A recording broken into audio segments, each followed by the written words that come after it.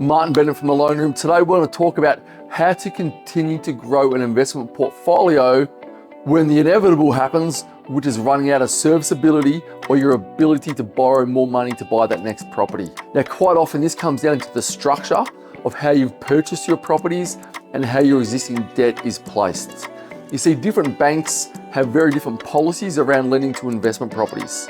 Let's use two different examples. Example one, you have somebody who wants to go out and build an investment portfolio. They've bought all that real estate in their personal names. So whenever they go to borrow more money, the bank then assesses, well, how much debt do you actually have in your personal name? It dictates what you can continue to borrow. So investor number two may look at things a bit more strategically and work out, well, how much debt do I need to actually borrow in order to build the real estate portfolio I want to build, and work backwards. So when you do this and you're strategic about how you grow your portfolio, you're going to then look at, well, what entities should actually be buying this in? You see, some banks, they're going to look at the borrowings with inside of a trust.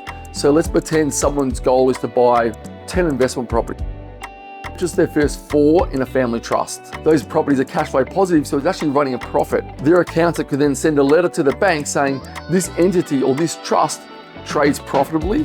What happens then, that client goes to the next bank, provides that letter, and that bank now will no longer consider the debt within inside of that entity.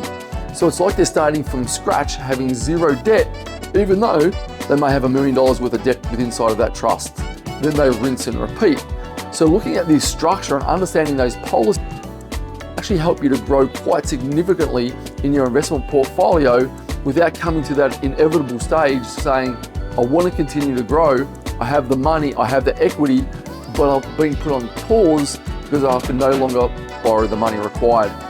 This is where mortgage brokers who actually understand the strategic advice that needs to be given, who work with your accountant and understand those banks you need to continue to grow your portfolio with, is absolutely vital if you have a goal to create financial freedom. Guys, here at the Loan Room, this is what we specialize in.